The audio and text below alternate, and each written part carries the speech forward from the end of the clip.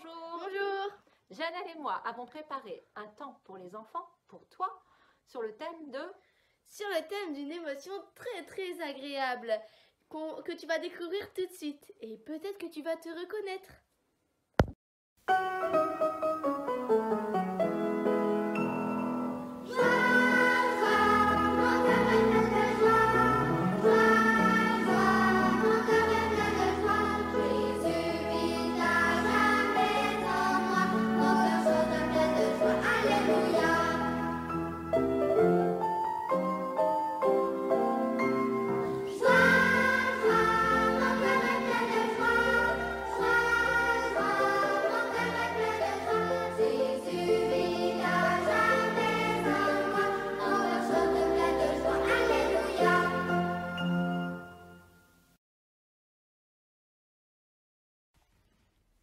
La joie, quelle émotion extraordinaire. J'espère que toi là maintenant, tu es joyeux, parce qu'au final, il n'y a rien de mieux que la joie. Et la joie, on la retrouve un peu partout. Lorsqu'on a des bonnes notes à l'école, lorsqu'on mange une bonne raclette, ou alors lorsque nos parents nous achètent le cadeau de nos rêves. Et Dieu aussi nous procure de la joie. Dans tous les moments de notre vie, il est là pour rendre les choses plus joyeuses.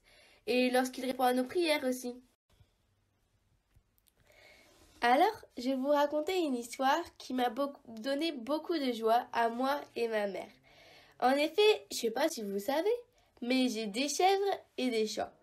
Et parfois, ces petites bêtes me donnent beaucoup de frayeur. Vous allez voir. Je vous présente Kali, c'est mon chat. Je l'ai eue quand elle avait 2 mois et d'abord, elle a commencé par dormir dans ma chambre toutes les nuits.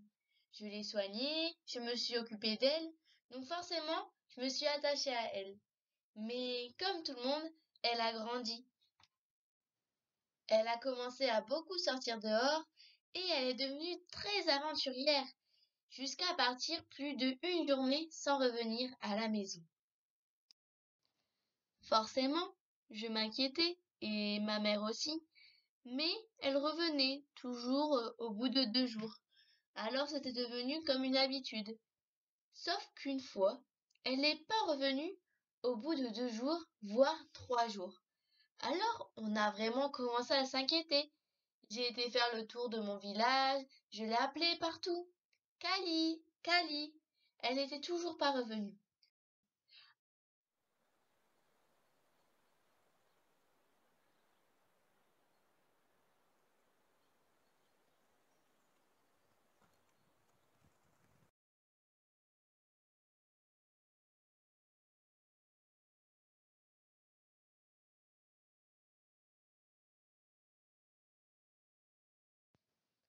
Ma mère et moi étions tellement heureuses qu'elle était venue me montrer que Kali était rentrée à 5 heures du matin. Et ben c'est comme ça que représente la joie. C'est un sentiment qui dépasse tout ce qu'on aurait pu penser. La joie, on la retrouve aussi beaucoup dans la Bible. En effet, Jésus était un homme très joyeux. Et il raconte à la foule la parabole du bon berger. Peut-être que tu la connais déjà. Un berger, c'est quoi? C'est un homme qui va garder des brebis et qui va faire en sorte qu'elles ne s'éloignent pas de lui. Et lorsque l'une va partir, il va beaucoup s'inquiéter. C'est ce que nous allons voir dans cette histoire. Il était une fois un berger qui avait 100 brebis. Le soir, elles rentraient dans leur enclos pour dormir. Mais avant que le berger rentre chez lui, il s'assurait qu'elles soient toutes là, alors il les comptait. 1, 2, 3, et ça jusque 100. Mais un soir, arrivé à 99, il manquait une brebis. Alors le berger commença à s'inquiéter. Il commença à appeler la brebis, à la chercher. Il était très inquiet. Il ne voulait absolument pas la perdre, même s'il en avait 99, il voulait cette brebis, car il ne voulait pas qu'elle s'égare, qu'elle reste toute seule. En effet, elle avait sûrement peur, elle avait froid, elle avait besoin de son maître. Et quand le berger la retrouva enfin, il cria de joie. Il alla voir ses amis et montrer la brebis qu'il avait retrouvée.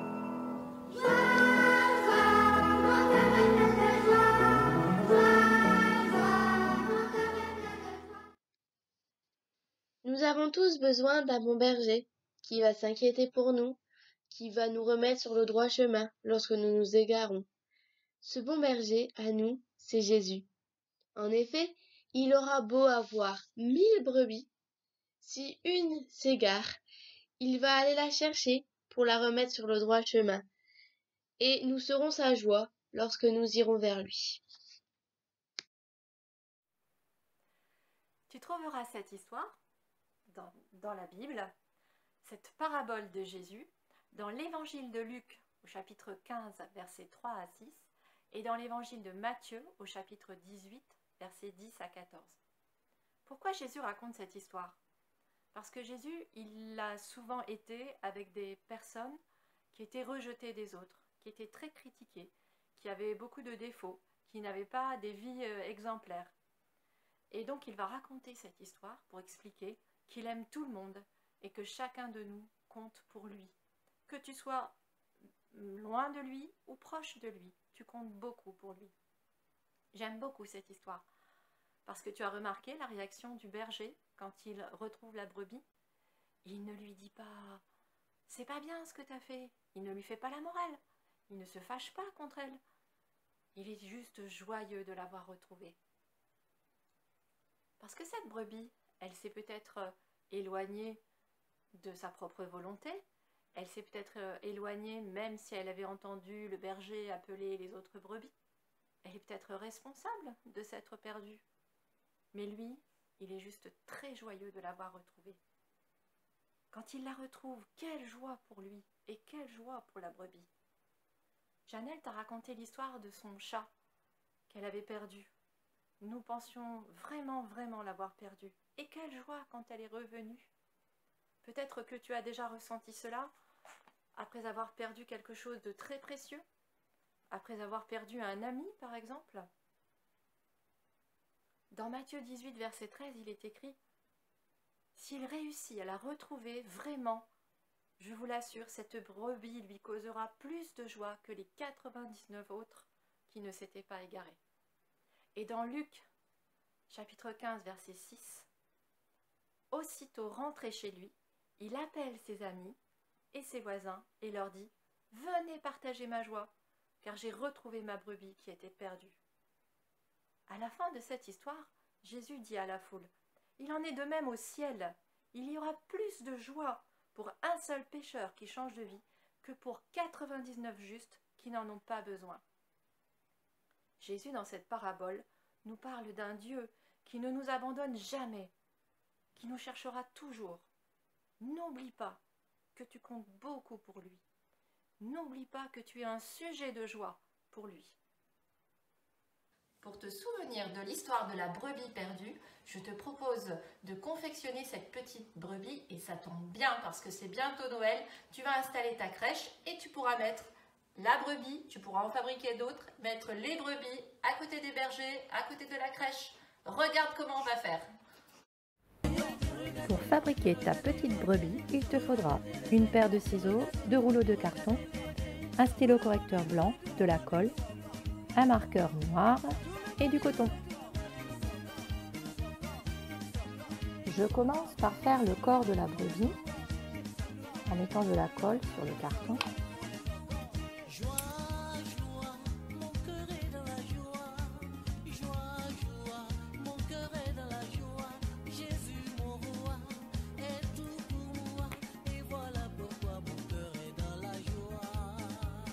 Et je colle le coton tout autour.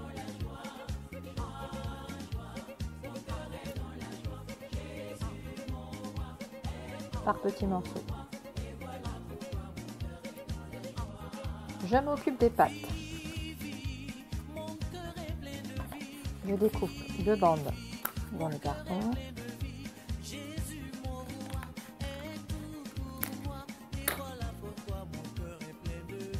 Et je les colorie en noir.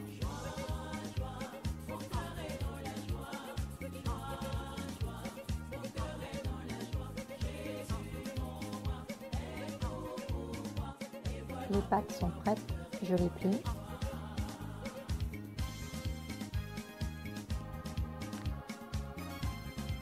Et je mets 2 points de colle.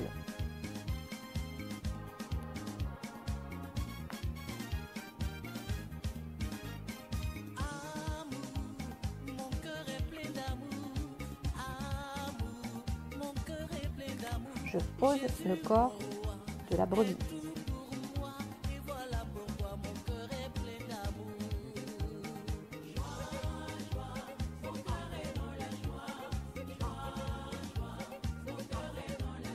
Pour faire la tête de la brebis, tu as préparé le papier cartonné noir, blanc et rose. Tu as dessiné les oreilles, les yeux et la forme de la tête de la brebis. Il faut découper tout ça.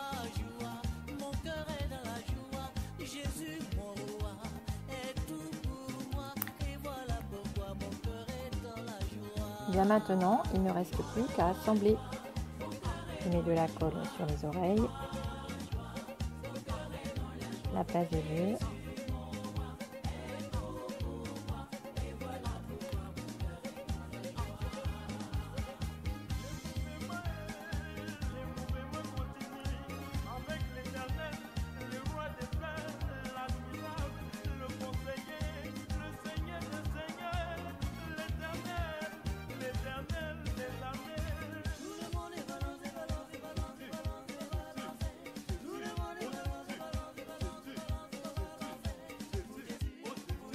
Et la petite touche finale, le museau.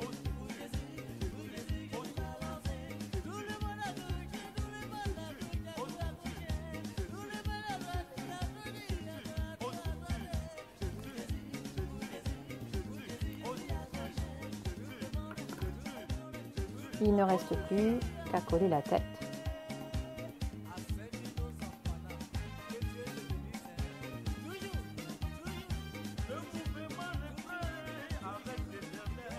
Et voilà, la petite brebis est prête.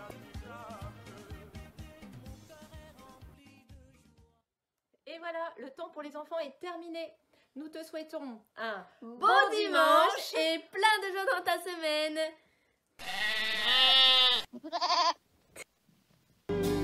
Quand je pense à ta vie, quand tu étais ici, à ce que tu as dit, à ce que tu as fait, Jésus.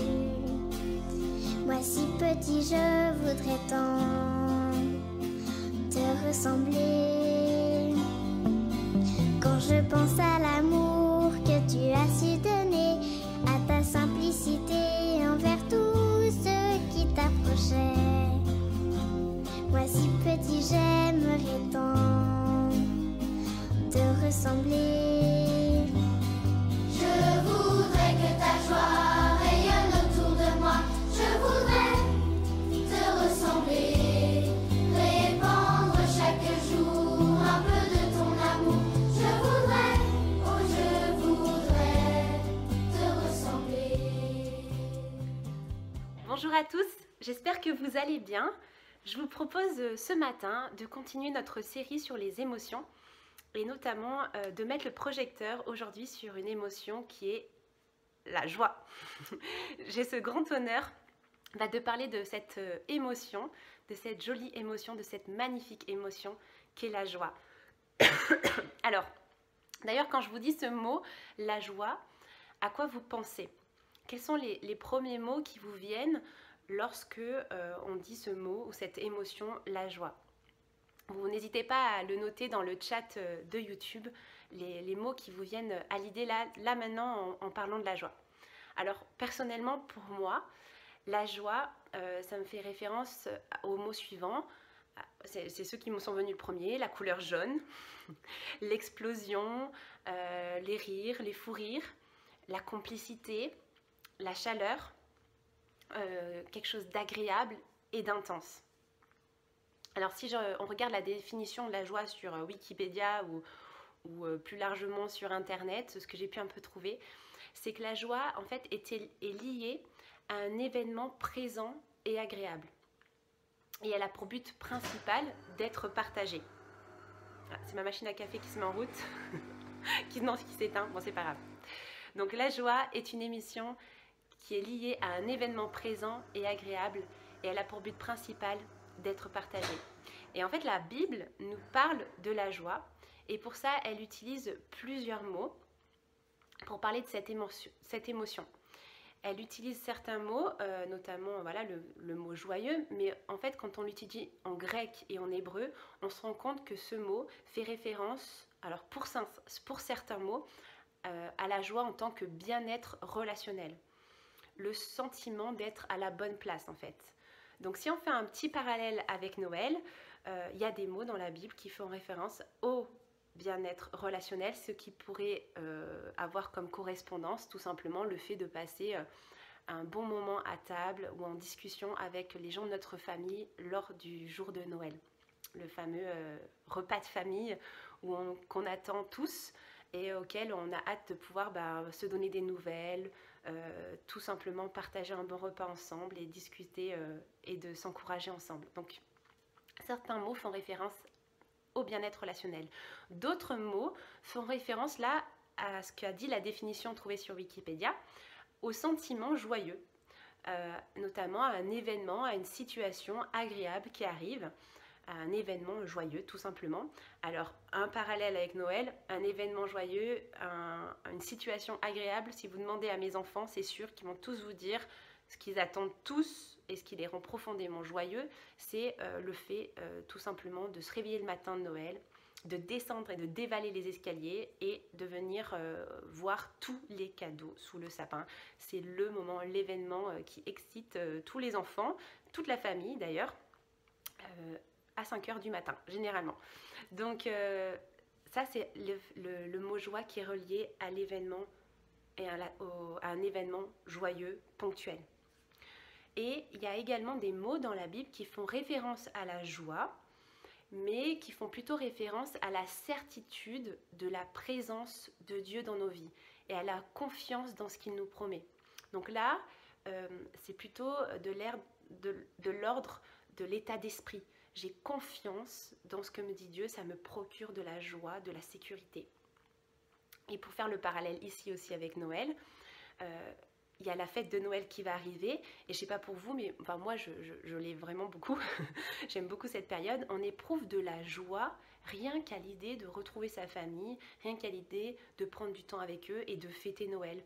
Et donc du coup on prend énormément de plaisir juste à préparer ce moment qui dure pas spécialement très longtemps, mais enfin généralement c'est pendant toutes les vacances, mais quand même ce 24-25 on prend du temps pour décorer la maison, pour penser au repas, etc. Donc on est dans cette projection et on a déjà du bonheur à l'idée même de fêter Noël. Et c'est déjà dès à présent. Ben, c'est exactement la même chose. Dans la Bible, il y a l'idée de, comment dire, la certitude de la présence de Dieu dans nos vies, la certitude dans ce qu'il nous promet, l'avenir avec lui, nous procure une joie immense dès à présent. Pas besoin d'attendre le futur, ça y est, maintenant. Et j'aimerais vous inviter ce matin à lire et à découvrir un psaume qui est explosif, un psaume qui a énormément de couleurs chaudes et qui apporte beaucoup de chaleur. Et je vous invite à lire à faire la lecture du psaume 100. Alors, j'ouvre ma Bible et je vous invite à ouvrir votre Bible au psaume 100. Poussez des cris de joie en l'honneur de l'Éternel, habitant de toute la terre. Servez l'Éternel avec joie, venez avec allégresse en sa présence. Sachez que l'Éternel est Dieu. C'est lui qui nous a fait, et nous lui appartenons. Nous sommes son peuple, le troupeau dont il est le berger. Entrez dans ses portes avec reconnaissance, dans ses parvis avec des chants de louange. Célébrez-le, bénissez son nom, car l'Éternel est bon. Sa bonté dure éternellement et sa fidélité de génération en génération. Poussez des cris de joie en l'honneur de l'Éternel. Psaume 100. Alors ce psaume est dans sa grande majorité un appel à louer Dieu, c'est-à-dire un réel appel, une invitation plutôt, à lui rendre hommage, à lui exprimer toute notre admiration que nous avons et toute la grande estime que nous lui portons. Et le psalmiste, en fait, il insiste notamment dans ce psaume, je ne sais pas si vous avez pu remarquer, il insiste sur la joie qui accompagne la louange. Poussez des cris de joie, servez l'Éternel avec joie. Donc à chaque fois, il associe en fait notamment cette louange avec l'émotion de la joie. La joie qui accompagne cette louange. Et les versets 3 et 5 nous indiquent quel est le fondement de cette joie. En fait, on peut lire dans ces versets 3 et 5 ceci: « Sachez que l'Éternel est Dieu. C'est lui qui nous a fait et nous lui appartenons. Nous sommes son peuple, le troupeau dont il est le berger. L'Éternel est bon. Sa bonté dure éternellement et sa fidélité de génération en génération. » En fait, le fondement de la joie dont parle l'auteur dans ce psaume 100, en fait, se trouve dans qui est Dieu, dans la personne de Dieu. Et en fait, il va énumérer un certain nombre d'attributs pour parler de qui est Dieu. Et je trouve super dans ce temps de l'Avent de pouvoir tout simplement se rappeler de qui est Dieu en fait, qui il est. Il est le Créateur. C'est lui qui nous a fait. C'est lui qui nous a fait, c'est ce qui est écrit dans ce psaume. Nous avons été pensés par Dieu. Et j'aime beaucoup ce que dit Francis Chan dans son livre « Lettres à l'Église ». Il dit ceci, en fait, il dit « Nous n'avons pas commencé à vivre lors de notre conception. En fait, notre vie, elle a commencé dans la pensée de Dieu, bien avant la création de cette planète. On est loin d'être un accident, il dit. Vous et moi faisons partie d'un plan formidable, conçu avant la planète Terre, bien avant. Il a prévu pour nous des œuvres à accomplir avant même la création du monde. Et en fait, cette pensée que Dieu nous a pensée et nous a désiré, en fait, devrait nous remplir d'une paix immense. Nous sommes voulus, nous sommes pensés, créés, parce que notre Créateur tout simplement nous aime et nous veut sur cette terre. C'est lui qui nous a fait. Et le psaume 139, du coup, dit ceci: « Seigneur, tu m'as examiné à fond, tu me connais. Toi, tu sais quand je m'assieds et quand je me lève. Tu comprends de loin ma pensée. Tu sais quand je marche et quand je me couche, et tu pénètres toutes mes voies. » Dieu nous connaît parfaitement. Il connaît même le nombre de cheveux sur notre tête, des choses qu'on serait incapable de connaître sur nous-mêmes. Il nous a créés, nous a pensés. Nous sommes sa création, sa créature. Il est le Créateur. Le psalmiste parle également qu'il est notre berger. Nous sommes le troupeau de son pâturage. Il est celui qui nous dirige, il est celui qui nous guide, il est celui qui nous protège. L'auteur aussi parle d'un Dieu qui est bon. Dieu est bon, sa bonté. Dieu est la source et le parfait exemple de la bonté. En fait, en créant le monde et en nous créant, Dieu a manifesté sa bonté et son amour envers nous. Et malgré qu'on l'ait rejeté, malgré qu'on ait voulu prendre sa place en devenant notre propre Dieu, en voulant prendre les décisions par nous-mêmes et en rejetant qu'un créateur existe, en voulant dire que nous sommes le créateur et que nous pouvons prendre les décisions sans en aucunement nous relier à ce que veut le créateur pour nous, même en faisant ça, en fait, Dieu a décidé de nous envoyer son Fils, qui va être aussi pour nous un exemple, mais tout simplement qui va permettre de rétablir la connexion entre le Créateur et la création ou les créatures, c'est-à-dire nous. Il a montré son amour envers nous au point de mourir pour nous.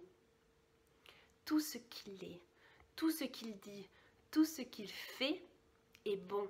Et quand bien même, en fait, j'aurais envie de juger le contraire, quand même je me dirais, au fond de moi, je vois rien de bon là qui m'arrive, qui est bon pour moi. Mais malgré tout ça, il est bon.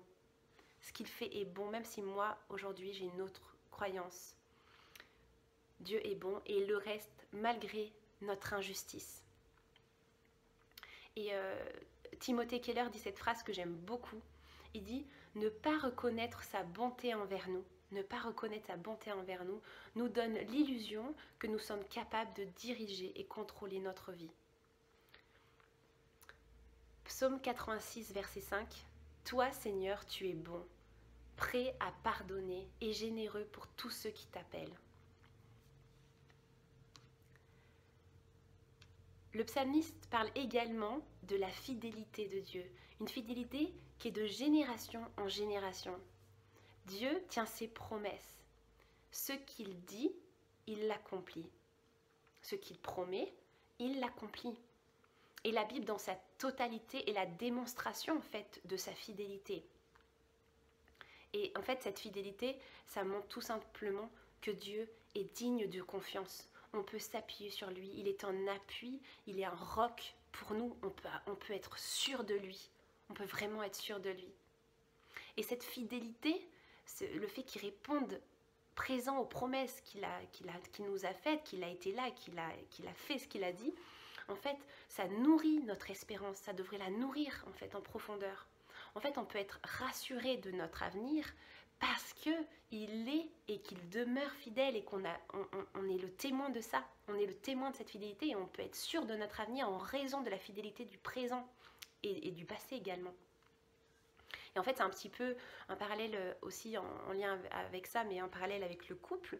Et ben, la confiance que j'ai personnellement dans la fidélité de mon mari, d'Olivier, et ben, ça me permet et ça me donne de l'assurance pour construire mon avenir avec lui, pour construire demain. Alors bien sûr, il n'est pas parfait. Il peut me décevoir, même ce qu'il dit, il peut ne pas l'accomplir, mais malgré tout, j'ai confiance en lui, j'ai confiance dans sa fidélité, ce qui me permet de construire demain avec lui. Et bien d'autant plus avec le Seigneur, c'est comme ça. C'est lui qui est parfait, lui qui pourra jamais nous décevoir, jamais nous décevoir. Et bien lui, en étant parfait, nous pouvons compter sur lui, être sûrs que ce qu'il a dit, il va l'accomplir. Et nous pouvons nourrir notre espérance. Et j'aimerais notamment vous donner quelques promesses, parce que cette fidélité, elle s'appuie sur ce qu'il a dit. Et qu'est-ce qu'il a dit? C'est intéressant de se le rappeler dans ce temps de l'Avent. Il a promis énormément de choses. Il a promis énormément de choses qu'il nous a déjà montrées. Et il nous promet des choses pour aujourd'hui aussi, pour ce temps que nous sommes en train de vivre. Et j'en ai juste retiré quelques-unes de ces promesses pour qu'on puisse se les rappeler dans ce temps de l'Avent. Alors je vais vous les citer. Donc, le Seigneur, votre Dieu, marche devant vous. Deutéronome 1. Je vais être avec vous tous les jours, jusqu'à la fin du monde. Matthieu 28, 20. Il est proche de tous ceux qui font appel à lui, de tous ceux qui le font sincèrement. À ceux qui le respectent, il donne ce qu'ils désirent. Il écoute leurs cris et il les sauve. Psaume 145, 18 à 19. Plus d'une fois, il te sauvera de l'angoisse. Et à la fin, le mal ne pourra plus t'atteindre. Job 5, 19. Une dernière. On pourrait lire que ça, je suis sûre que ça nous ferait du bien en fait, de juste lire les promesses. Si nous sommes infidèles, lui demeure fidèle, car il ne peut se renier lui-même. 2 Timothée 2, verset 13. Donc la joie dont parle l'auteur n'est pas une joie qui est liée à un événement joyeux, à un événement heureux et agréable. En fait, non. La joie dont parle le psalmiste, le psaume 100, en fait, c'est une joie qui s'éveille dans l'admiration de qui est Dieu. Et quelle que soit notre situation en ce moment, nous sommes invités par ce psaume à entrer dans la présence de Dieu, à entrer dans ses portes. Et ça veut dire en fait tout simplement entrer dans sa présence, à être dans sa présence, à prendre conscience qu'il est là, qu'il est présent, pour admirer qui il est et pour lui rendre hommage, pour lui dire toute notre joie, notre reconnaissance, toute notre admiration pour qui il est. Il ne s'agit pas là de mettre les projecteurs sur nous, sur les difficultés du moment, mais il s'agit de mettre les projecteurs sur la personne de Dieu. Et pour cela, j'aimerais vous inviter à le verbaliser au travers de 2 chants. Et c'est des chants en fait qui nous invitent à louer Dieu malgré les difficultés auxquelles nous sommes en train de traverser en ce moment. À le louer en prenant conscience de qui il est et à se rappeler en fait ces attributs que je viens de dire et que nous dit la Bible tout simplement, et à proclamer qu'il est notre sauveur et qu'il est notre berger. Et le deuxième chant, c'est un chant qui nous invite à louer Dieu et à lui proclamer le cadeau exceptionnel qu'il est pour nous, lui dire que c'est un cadeau immense qu'il est pour nous. Dieu est notre cadeau, disons-le lui. Et quel est ce cadeau? C'est sa présence aujourd'hui à nos côtés.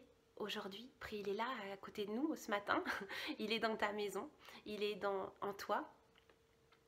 Et c'est sa présence pour l'éternité, à côté de nous, pour l'éternité.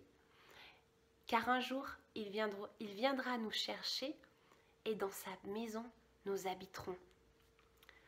Alors malgré le fait que nous soyons confinés ce matin, moi je peux que nous encourager ce matin à chanter, à lui offrir cette louange et à pas regarder juste ces chants comme quelque chose de sympa, mais plutôt à chanter et à s'impliquer dans les paroles qu'on va pouvoir prononcer, à lui dire « Je te rends hommage, je te célèbre, tu es mon berger, tu es mon créateur, tu es mon sauveur. » Et malgré les difficultés, je veux te louer, je prends la décision aujourd'hui de te mettre au centre de ma vie, de remettre le projecteur sur toi et qui tu es. Donc c'est ça que je vous invite à faire maintenant. Et bien je vous invite tout simplement à chanter. Mettez-vous dans la position que vous voulez, mais seulement vraiment prenez conscience que Dieu est présent et qu'il vous entend.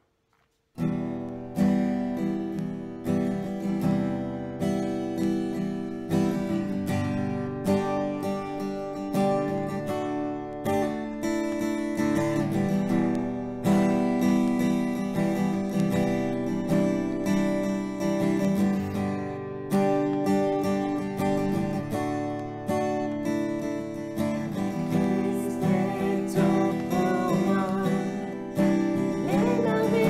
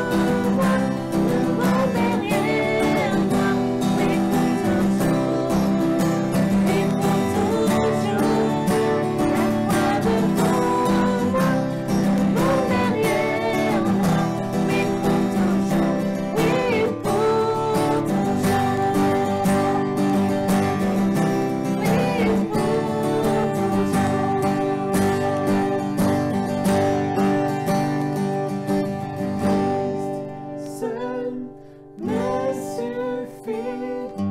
Christ seul me suffit. Tout ce dont j'ai besoin est en toi. Tout ce dont j'ai besoin. Christ seul me suffit. Christ seul me suffit. Tout ce dont j'ai besoin est en toi. Tout ce dont j'ai besoin.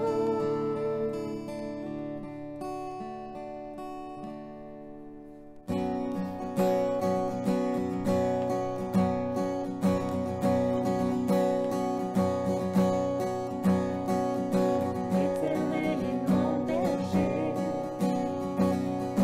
de rien je ne manquerai. Pour mon âme, chante mon âme.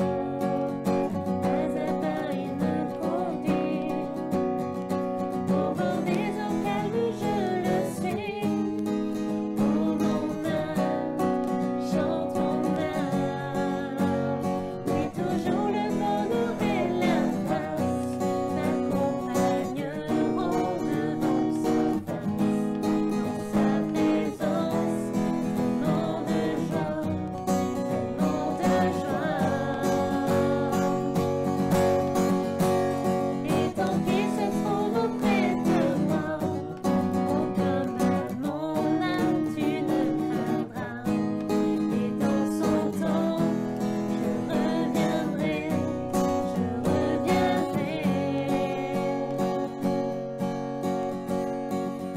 Et si je traverse encore la vallée de l'ombre de la mort, oh mon âme, chante mon âme, puisqu'il m'aime le premier, non rien ne pourra me séparer de son amour, de son amour. Oui, toujours le bonheur et la grâce m'accompagneront devant sa face. Dans sa présence, tellement de joie, et tant qu'il se trouve auprès de moi, oh comme à mon âme tu ne craindras. Et dans son temps, je reviendrai, je reviendrai.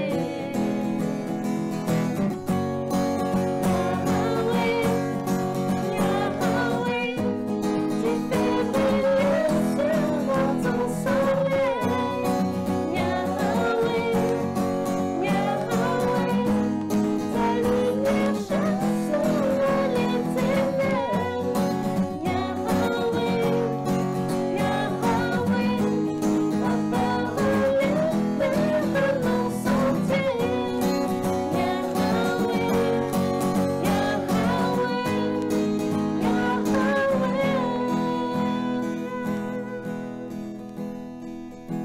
Il viendra me chercher, et dans sa maison j'habiterai. Oh mon âme, chante mon âme. sans cesse jusqu'à son retour, mon âme chante son amour. Tous les jours, et toujours le bonheur et la grâce m'accompagneront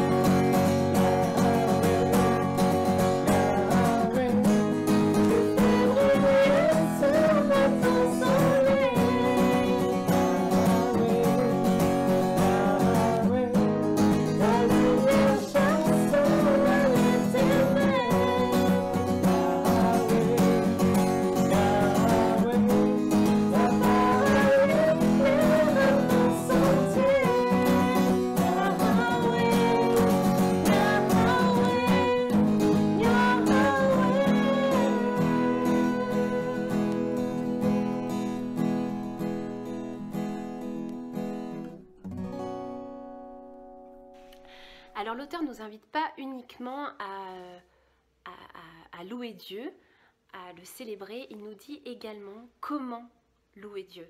Il nous dit comment ça se concrétise dans notre vie de tous les jours. Et ça, je trouve ça super, ce psaume est une richesse incroyable. Donc la louange joyeuse dont parle l'auteur, elle va se manifester de différentes façons. Et j'aimerais en évoquer deux rapidement et m'arrêter plus précisément sur une manière dont nous invite l'auteur à louer Dieu. Alors la première façon, c'est que l'auteur nous invite à pousser des cris de joie. Pousser des cris de joie en l'honneur de l'Éternel. Au verset 1, on peut lire ceci. Alors je ne sais pas pour vous, mais pour moi, en tout cas pour nous, dans notre famille, la joie, elle est rarement silencieuse. Lorsqu'on gagne un jeu de société, lorsqu'on retrouve le doudou de Lévi, qui a été perdu pendant un petit moment, lorsqu'on annonce aux enfants que l'on va faire un après-midi crêpe dessin animé, c'est souvent accompagné en fait de cris joyeux. Et j'aimerais donner aussi un autre exemple plus particulier sur le fait de pouvoir exprimer sa joie. C'est lorsque j'ai appris en fait tout simplement que j'étais enceinte de Lévi, j'ai de suite pensé à la voiture qu'il fallait qu'on allait devoir changer. Et je m'en suis fait toute une montagne. Je ne sais pas pour vous, mais des fois, il y a des choses grandes qu'on réalise avec facilité, puis des choses petites où on se prend la tête dessus. C'était un peu la même chose pour la voiture. Je me suis monté la tête avec cette voiture en me disant « Oh là là, ça va être compliqué de vendre notre ancienne voiture. Est-ce qu'on va retirer assez d'argent pour pouvoir acheter une nouvelle qui va être beaucoup plus grande ?» Je me suis stressée en fait avec ce détail en fait complètement banal de la vie. Bon, je pense qu'il y avait un petit peu aussi les hormones. Et en fait, donc ça me prenait la tête et il y a une personne dans notre église qui tout simplement m'a écoutée et m'a témoigné de la bonté de Dieu dans sa vie en me disant que lui aussi, il n'y a pas si longtemps, il a changé de voiture, qu'il a pris le temps d'en parler à Dieu, de lui exprimer. Et il m'a témoigné de la bonté de Dieu dans ce transfert de voiture dans sa vie. Donc il m'a exprimé voilà, que Dieu était bon et qu'il m'a invité à lui remettre ce sujet parce que tout simplement Dieu va prendre soin de nous. Et du coup, c'est quelque chose auquel je n'avais même pas pris le temps de prier. Enfin, j'avais pas spécialement, c'était une inquiétude, mais j'avais pas pris le temps de prier pour le changement de voiture. Voilà, enfin... Et le lendemain, en fait, après avoir pris ce temps, avec Olivier, on a pris la décision de mettre notre voiture sur le bon coin. Et 2 jours après, en fait, on avait vendu notre voiture et on avait trouvé la nouvelle voiture pour le prix espéré. Franchement, et là, pour moi, ça a été en 2 jours, ça s'est fait. Ça a été d'une rapidité extrême. C'était un détail, une annonce sur le bon coin. On a trouvé la voiture, ça s'est fait très très rapidement. Et dans ma tête, mais j'étais... Waouh, c'est énorme. C'est peut-être un détail, c'est très matériel, mais je me suis dit, lui avoir remis ça, l'avoir vu sur un détail de ma vie basique, en fait, en moi, ça a procuré beaucoup de joie, beaucoup de bonheur. Et de dire, voilà, Dieu est bon, en fait. Et j'ai pas arrêté dans les semaines qui ont suivi à en parler aux gens autour de moi. Comme ce monsieur m'en avait parlé dans mon église, il m'avait dit combien Dieu l'avait béni avec sa voiture. Il m'en a parlé, il m'a invité à parler à Dieu. Juste après, moi, j'arrêtais pas à en parler. Mais si, tu peux vendre ta voiture toi aussi. Enfin, remets-le à Dieu, il va prendre soin de toi, etc. Et je sais que c'est un détail, mais en fait, l'expérience de la bonté de Dieu dans nos vies, en fait, ça ne peut pas être gardé à l'intérieur de nous de manière silencieuse. Alors je sais qu'on est tous différents et qu'on a tous de différentes façons d'exprimer, plus ou moins fort ou plus ou moins discret, mais la bonté de Dieu ne peut pas rester silencieuse en fait. Ça c'est une certitude. La présence de Dieu dans nos vies, son écoute attentive envers nous, sa main agissante dans notre vie quotidienne, mais aussi au travers des promesses qu'il a accomplies, ça ne peut pas nous laisser insensibles et silencieux. C'est impossible. La joie, c'est une émotion qui se partage. Et quand l'auteur dit pousser des cris de joie, c'est pas forcément cette notion de il faut que je pousse des cris de joie comme ça sans aucune raison. C'est plutôt l'idée que la joie ne peut être silencieuse. La joie se partage, la joie s'exprime et se communique. Et c'est quelque chose tout simplement qui procure et qui invite à la joie auprès des autres. Enfin, c'est assez énorme. Ça fait un effet boule de neige. La deuxième façon de louer Dieu, donc de manière très concrète dont le psalmiste nous invite, c'est à servir avec joie. Il le dit aussi dans le verset 2. Il dit, et donc du coup, louer Dieu, lui rendre hommage, lui montrer toute notre estime, ne se résume pas uniquement qu'à chanter des chants. La louange à Dieu, en fait, elle est composée de plusieurs éléments dont le service en fait partie. Servir avec joie dans ce passage, ça ne veut pas dire servir avec un sentiment joyeux, avec un sourire qui est toujours au bout des lèvres à la façon Miss France, je souris, je ne sais pas pourquoi. Non, c'est pas du tout ça, c'est pas dans cette optique dont parle l'auteur. En fait, l'auteur, rappelez-vous, il parle de la joie avec la perspective du salut. Donc c'est la joie du salut qui prédomine sur le service. Et il nous invite, malgré les difficultés que nous sommes en train de vivre, malgré ce que nous sommes nous en train de vivre en tant qu'humains, ici avec ce coronavirus, etc. En fait, ce psaume nous invite à obéir à Dieu en prenant en considération qu'il est bon et qu'il est fidèle. Lui obéir, le suivre en prenant en considération qu'il est bon et qu'il est fidèle et que ses promesses sont pour nous. C'est une invitation à prendre aussi en considération et à nous rappeler que nous sommes en train de courir une course, et rappelez-vous, c'était le message de démarrage de l'année, nous sommes en train de courir une course, et que cette course, elle a une fin. Il y a une fin à la course, et que nous sommes déjà déclarés les grands gagnants de cette course, même si on n'est pas encore à la ligne d'arrivée, nous sommes déjà les grands gagnants. Vous et moi, nous sommes les grands gagnants. Moi, c'est énorme, rien qu'à l'idée d'y penser, c'est énorme.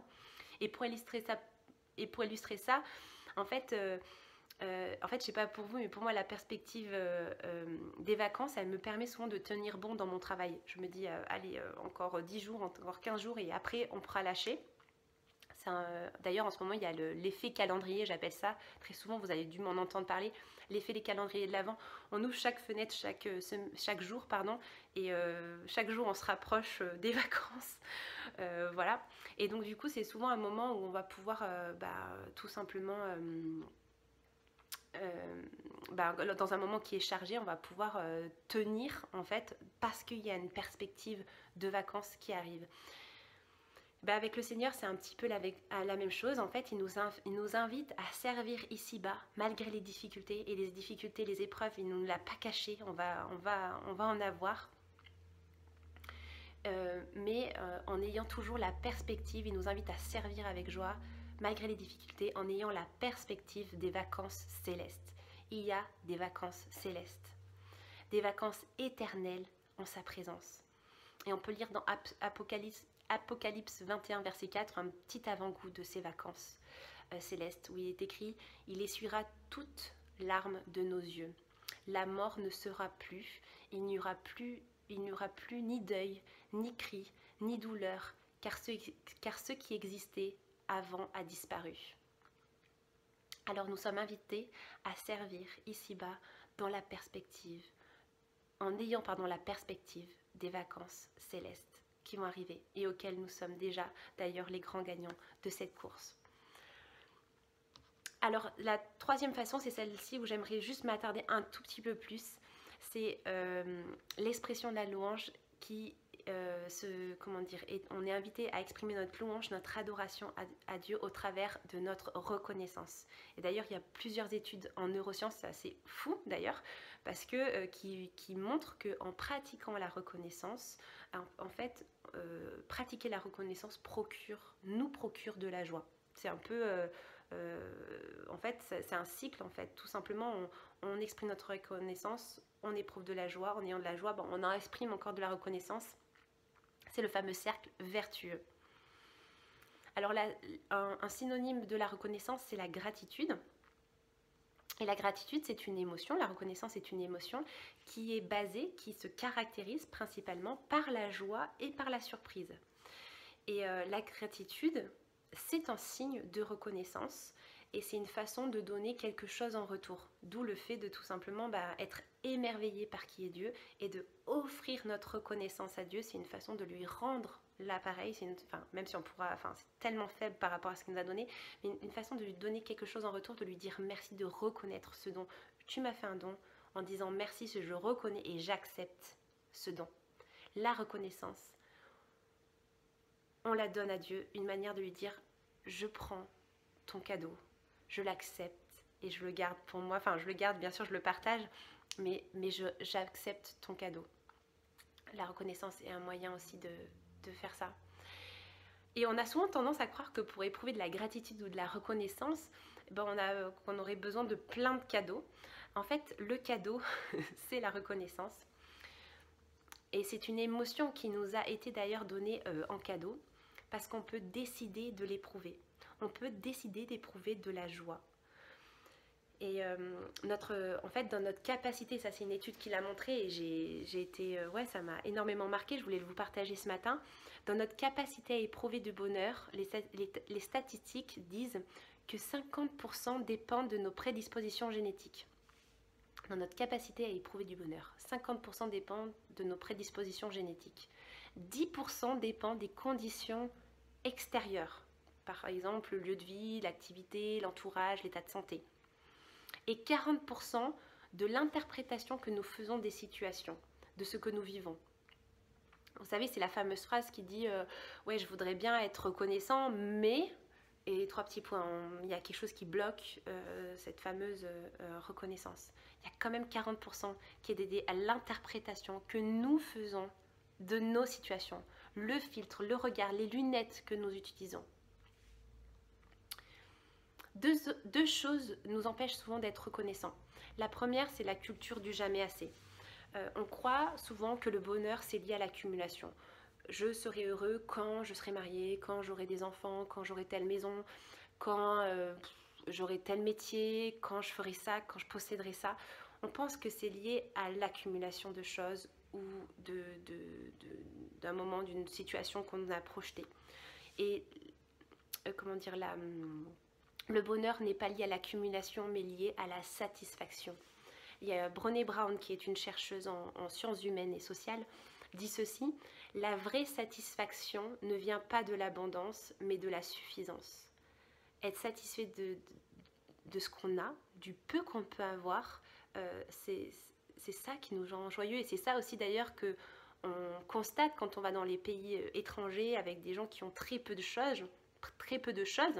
En fait, tout simplement, ils sont reconnaissants, satisfaits de ce qu'ils ont, et ils sont tellement heureux de ce qu'ils ont, en fait, que du coup, ils partagent, en fait, ce qu'ils ont. Et même si nous, on arrive, on se dit, mais ils ont rien, enfin, ils n'ont pas grand-chose, et ils ont tellement de joie, comment ils font? En fait, ils sont satisfaits du peu qu'ils ont, qui pour eux, c'est beaucoup. Et donc, du coup, pour nous, c'est un peu la même chose. Parfois, on voit tout ce qu'on n'a pas. Et donc, du coup, on nourrit une insatisfaction, on nourrit notamment on nourrit d'autres émotions. La satisfaction vient tout simplement de la suffisance. Le deuxième voleur de la reconnaissance, c'est la comparaison. Alors là, on est dans notre époque, avec les réseaux sociaux, ça s'amplifie fois 1000, parce que tous les jours, on est exposé à la vie des autres. Et donc, du coup, à ce qu'ils ont, à ce qu'ils possèdent, peut-être à la manière, à la disposition de leur chez eux, etc. Et on se dit qu'il y a toujours mieux ailleurs, en fait. On regarde son téléphone et on se dit, mais en fait, ils ont mieux que moi, leur vie est mieux que moi. On se compare.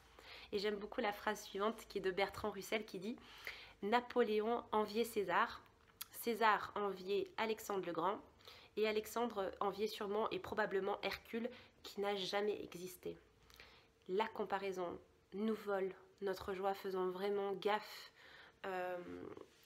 à notre façon d'être exposé aux autres et à leur vie et à se comparer à eux, parce que déjà on est unique, on ne peut pas se comparer, mais en se comparant, il y a une bonne partie de notre joie et de notre satisfaction qui s'envole en l'air.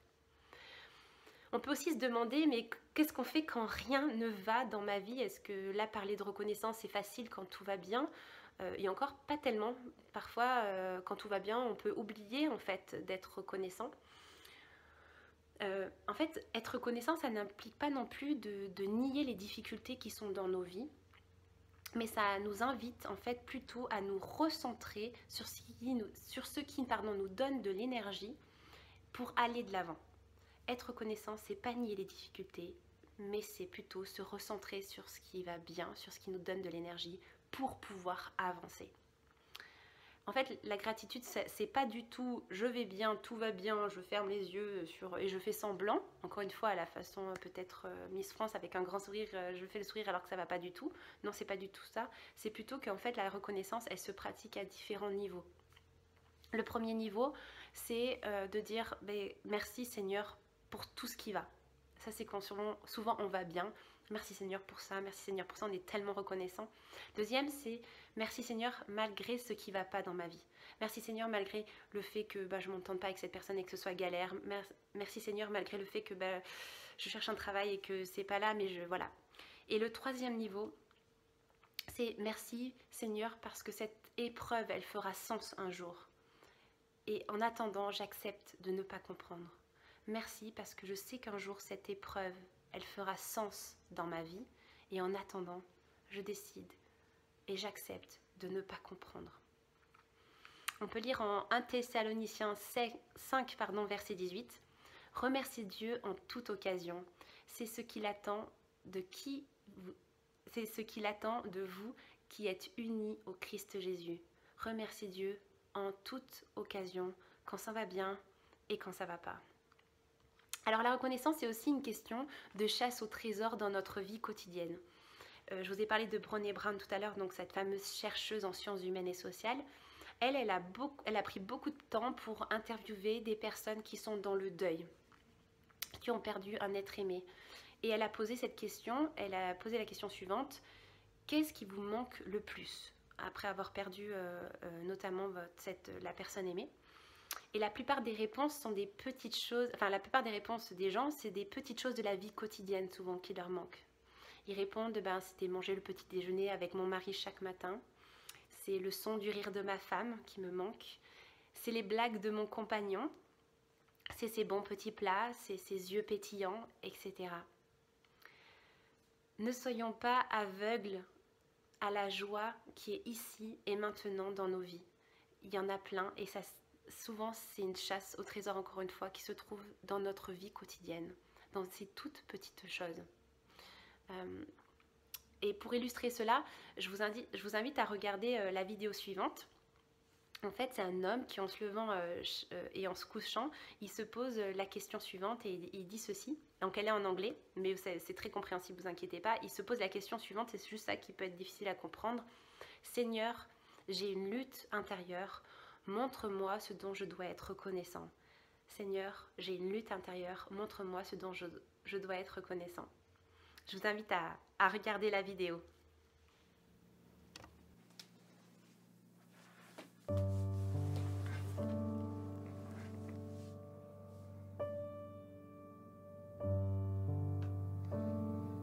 Lord, I'm struggling. Show me what I have to be thankful for.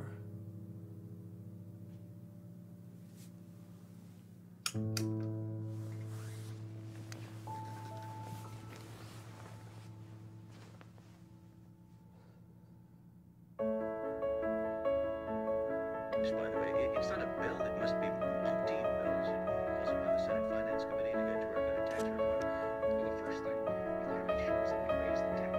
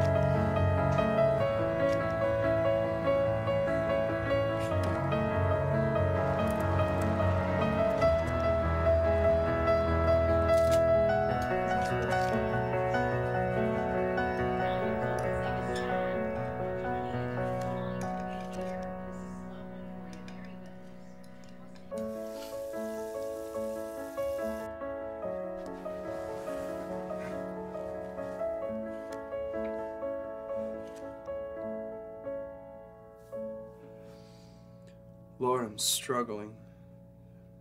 Show me what I have to be thankful for.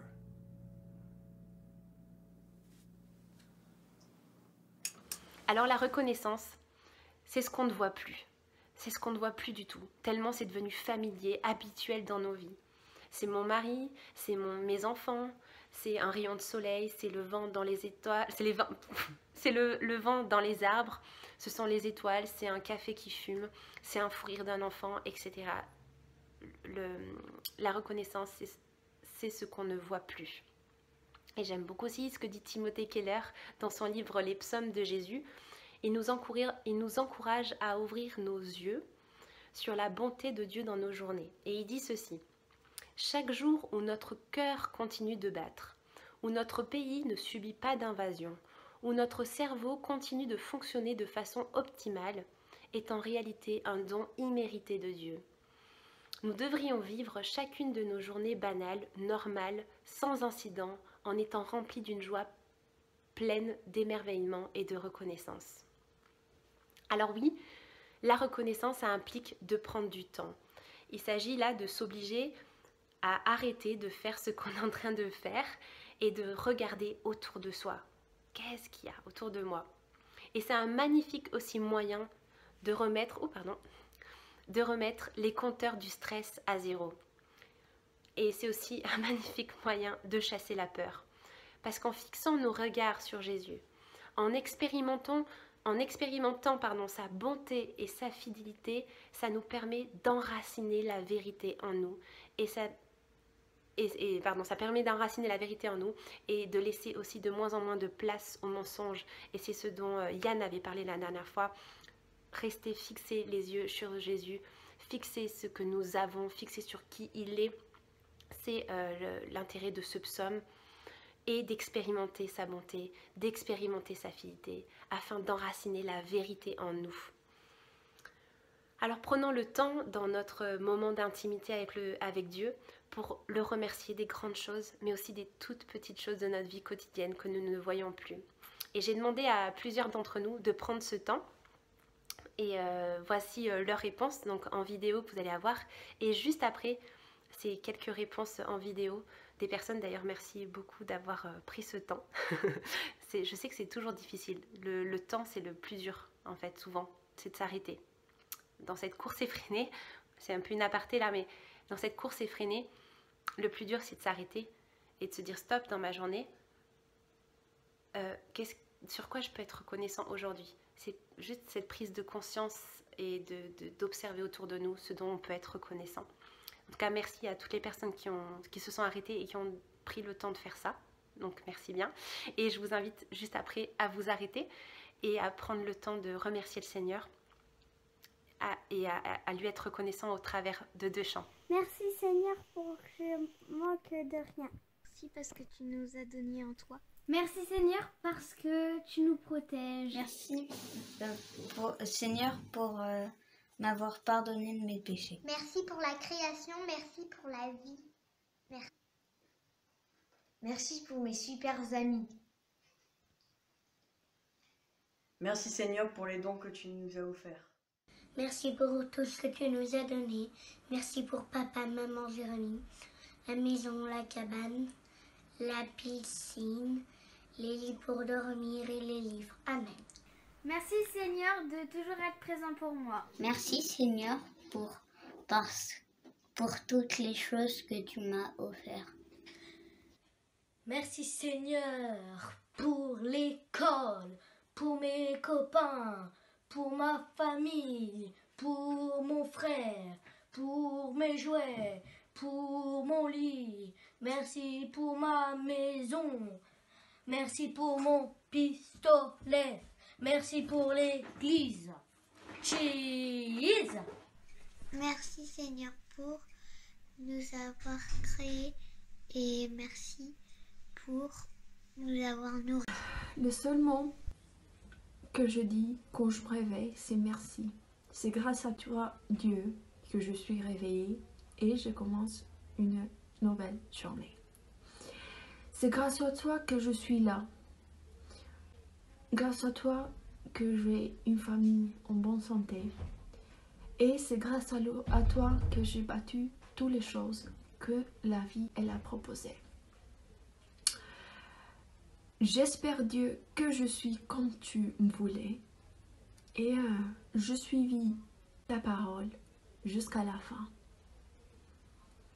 Et rester avec toi toujours et pour toujours. Merci à Dieu. Merci à Jésus qui a donné la vie pour moi, pour ma famille. Merci.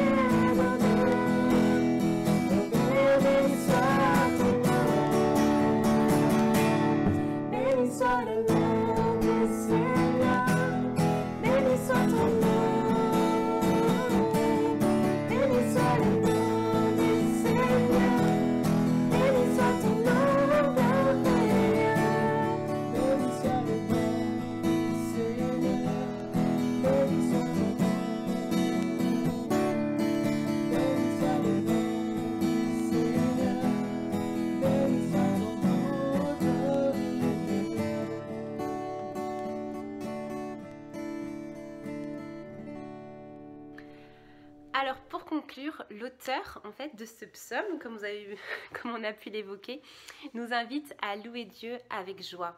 Louer Dieu avec joie. Et cette joie, elle ne vient pas du tout, comme vous l'avez compris, d'un événement joyeux ou heureux qui vient juste de se produire pour lui. Non, pas du tout. En fait, cette joie, elle s'enracine, elle prend naissance dans la contemplation de qui est Dieu. Dans cette contemplation. Et cette contemplation, elle ne peut pas nous laisser insensibles. Elle nous invite en fait à rentrer en contact avec Dieu. En contemplant qui il est, on est invité à rentrer dans sa présence. Par quoi? Par des cris de joie, par une obéissance joyeuse à ce qu'il nous dit et par l'expression de notre connaissance. Alors oui, nous sommes à notre place quand nous bénissons Dieu. Nous sommes à notre place quand nous bénissons Dieu, quand nous lui exprimons notre louange et notre adoration. Et comme l'affirme le petit catéchisme de Westminster, le but principal de la vie de l'homme est de glorifier Dieu et de trouver en lui son bonheur éternel. Le but principal de la vie de l'homme est de glorifier Dieu et de trouver en lui son bonheur éternel. C'est en célébrant Dieu que nous accédons au bonheur. Et ce que je vous invite à faire pour conclure ce culte, c'est une dernière fois chanter ce chant « Christ est ma joie » pour que nous soyons à notre place aujourd'hui, ce matin, en train de bénir Dieu. Je vous souhaite un excellent dimanche, un bon dimanche joyeux. À bientôt.